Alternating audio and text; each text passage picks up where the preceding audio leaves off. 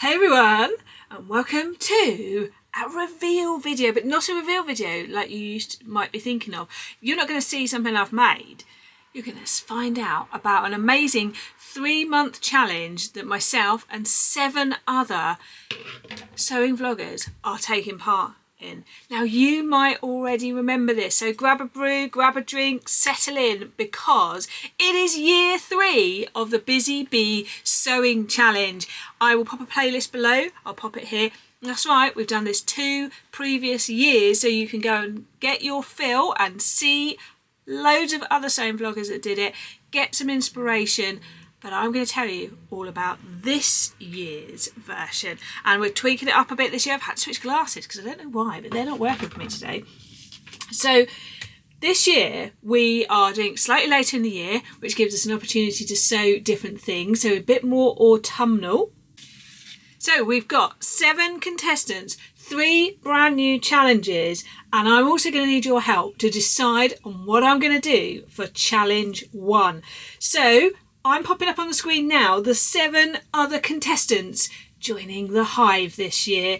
There are 3 new themes. Let me tell you about some of the contestants, then we'll talk about the themes and my challenge, and then we'll tell you about some more of the contestants. So we have on this year's Busy Bee, so Lulu Rask, I do hope I'm pronouncing that right, the wonderful Vanessa. Vanessa and I often talk on Instagram. She has been around on YouTube, not that long, so you may or may not have seen her. She does decent detailed pattern reviews and makes, fabric hauls and unboxings, sewing tips. She's taken part in some other challenges. She uses the hashtag Friday Sews, and she focuses on fit for a curvier figure.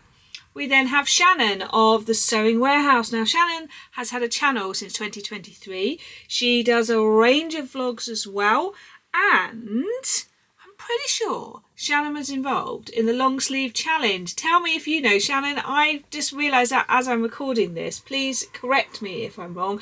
She also uses the hashtag Friday Sews. Her channel is called the Sewing Warehouse. I will link them all below so that you can click over and visit them.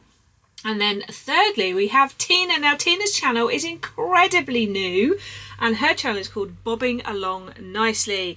Tina is documenting her sewing journey. She is making clothes for herself. She learned in her mid-50s. She shares her successes and her moments along the way. She is very down to earth and is encouraging everybody to learn to sew, whatever age and whatever skill you are. So before we talk about the other members of the Busy Bee Challenge this year, let's talk about the challenge. Now, if you don't know, it is spread over 3 months. There is a challenge each month, and they are loosely modelled on the Great British Sewing Bee. But one of the things that stresses many of us out is the thought of the time frame. Well, that's why we change it up with the Busy Bee Sewing Challenge, because we give the contestants a whole month. So challenge number 1 is modelled on the pattern challenge from the Great British Sewing Bee. Challenge number 2 is modelled on the upcycle, and challenge number 3 on the made to measure. So this year, challenge 1 is to sew a free pattern from the Marilla Walker free patterns, because we thought you can all join in as well. So we'll talk about that one a bit more in a minute. In previous years, we have sent each other patterns. As I said, we're mixing it up. Challenge 2 this year is an upcycle challenge with an autumnal theme. So it's going to be to upcycle items you've got in the house or out that you find thrifted, charity shops, etc. And it's to create an autumnal item. It can be anything from a homeware item to a gift to a piece of clothing. And challenge number 3 this year is a made to measure, but it's a made to measure with a chilly autumnal feel. So if you're thinking, how do I take part? You can join in with us. You could sew a month behind after you've seen all the inspiration. There is a hashtag, which I'm putting on the screen here, which you can use, which is hashtag Busy Bee Sewing Challenge 2025. So all of the other vloggers will be making a Marilla Walker pattern as well alongside me. So if you want to make one too, you can see all their inspiration and ideas. The whole point of this challenge is not a challenge with prizes. This is a challenge to help you get to know new vloggers, to help newer vloggers get further out into the community, to create inspiration. For me, every year that I've done the Busy Bee Sewing Challenge, it has pushed my sewing in a way I've not expected and given me interest, and I've made new sewing friends along the way, which is such a great thing to do. So do go over, do have a look at the other channels. You may well find some fantastic inspiration and ideas there. So let's talk a bit more about challenge 1. Now I am wearing right now a Marilla Walker Nautilus top. Here it is. I love it. I made it in an Indian block print. It's super light and I wanted to wear it today to have an excuse to show you lovely people this necklace I found in a charity shop. It is giving absolute 80s vibes. I was a child of the 80s and a teenager, but I love it paired with something sort of more pastel-y. I think it gives a completely different vibe. So I thought I'd wear and show you the Marilla Walker Nautilus. So if you're thinking, I'd like to sew this pattern is free as one of the 4 that Marilla Walker has recently made available. I have made a lot of Nautilus tops and dresses. So if you want to know more about those, I'll put this episode here where I talk about that. However, she has 3 other ones on there. I have the Belmanite, so I am umming and ahhing about making the Belmanite, but I want to talk about the other 2, and I'm going to need your help because I can't decide which one, because I love the look of all of them. I love the Belmanite because of the sort of yoke bit here and the sleeves, but the other 2 patterns, so there is the Anning dress, shirt dress. Now whilst I don't like the look of necessarily, for me, the very loose shape of the shirt dress, I do love the details on it. But when I started scrolling through the instructions, as Marilla often does, at the end of it there is hacking opportunities. So she shows how to turn the top bit into a blouse, or into a blouse with a gathered skirt, which is more my vibe. And you might like the shirt dress as it is. I love the details on it, but it's about finding what works for us, isn't it? So I really like the look of that one, but I'm also really loving the look of the Jurassic coat. And I have to say, can we just take a minute for the fact that there's Nautilus, Belmanite, Anning, which is Mary Anning, isn't it? And Jurassic. These are all inspired, I think, by like dinosaurs, fossils. Love it. So I haven't actually sewn a full-on coat yet. I've made jackets, I've made quilted jackets and coats. I don't know why they feel different, but I really like the look of the Jurassic coat. Now what I found with the Marilla Walker patterns is there's not a lot out there on them. I did find one lovely lady who has made the Jurassic coat in a quilted fabric, after my heart there. So this challenge is great because you're going to get a lot of inspo about some really great, really well written, clear instructions that are free, and you're going to see loads of different ways that people make them. So I thought I would have a turnout of some fabric. We're on the cusp of the season as well. So nice little colour collection there together. So if I was going to make the Jurassic coat, I have this sort of jacquard knit. It is quite thin, but it would be more like a coatigan, which I love the idea of. So I've got plenty of that. I know where I was just trying to remember. I bought this from Wasted Fabrics. You have to get, so I've got 3 meters of the beast. You have to get 3 meters of each of their fabrics. I've got it when they had like 70% off, so it's something crazy like £4 a metre or something. So in a way, I'm kind of okay that could be a toile because I'm definitely not going to use it all anyway. It's not itchy, which is really important for me. I love some of these lovely boiled wools, can't wear them. But then I have this amazing, what word would I use to describe this? It's almost like kiwi, what do I want? Chartreusey green. It's coming up quite well on camera. Now this is a fleece. So it could stick a bit to my clothes underneath, but I could line it. I did notice there was instructions to line it. So I just feel like this would be a lovely, again, sort of coatigan, throwing over, because I'm thinking about my autumn colours in my wardrobe, and they're all of these jewel tones, and that is, well, that's like, yeah, it's just delicious.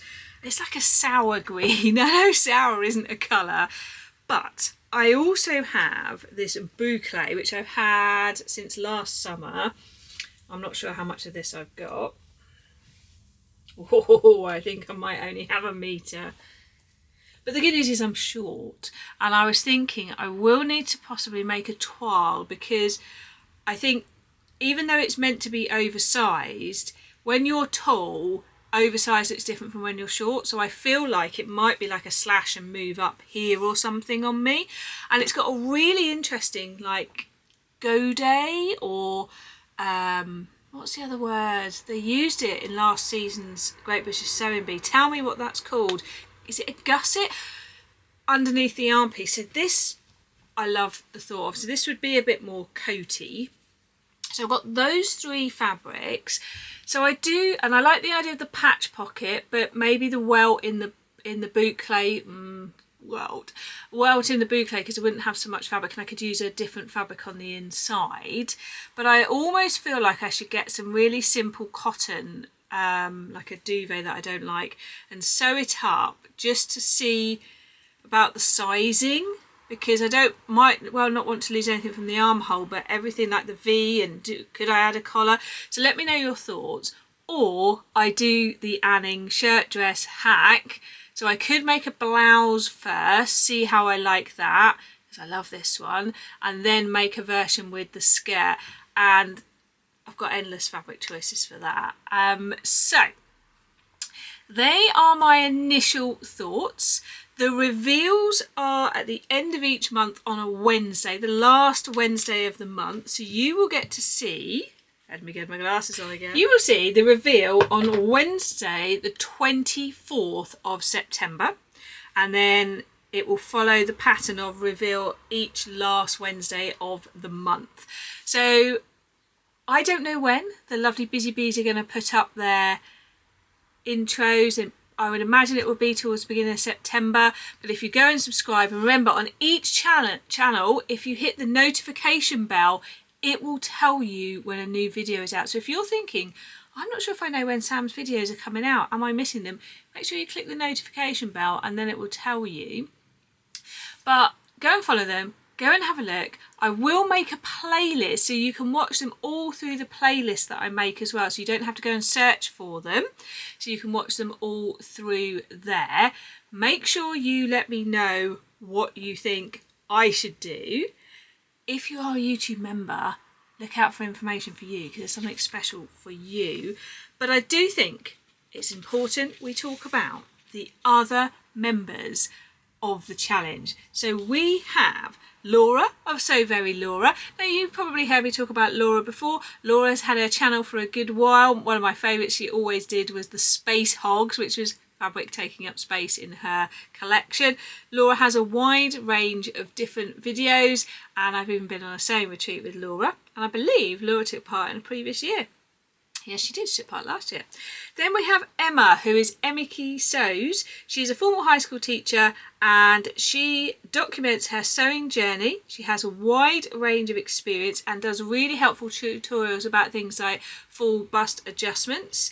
She has all sorts of things on her channel, and she is another wonderful person who is there to encourage us that sewing is for all shapes and body types, and you can adjust them to make them work for you.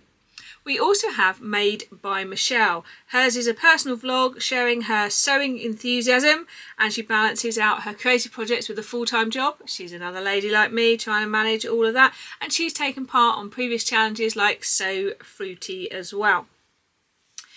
And then we have Jasmine of Jazzleberry, which is another really new channel. She is an advocate again for sewing for your own body, finding the right fit. Her channel has resources for curvy sewists. She has fitting advice, and she gives a really strong body positive message. Couldn't be more happy to see other sewists doing that, and Vanessa's doing that too. We are making sure that the correct messages are getting out there, because you know how I feel about that lovely viewers. Her vibe is empowering, helpful and encouraging. So we have what a wonderful new collection of vloggers. Some of them you might not have heard of because they're quite new, so make sure you go and check them out. I'm excited because I love getting to know other sewists. I love, as you know, I love bigging up other channels.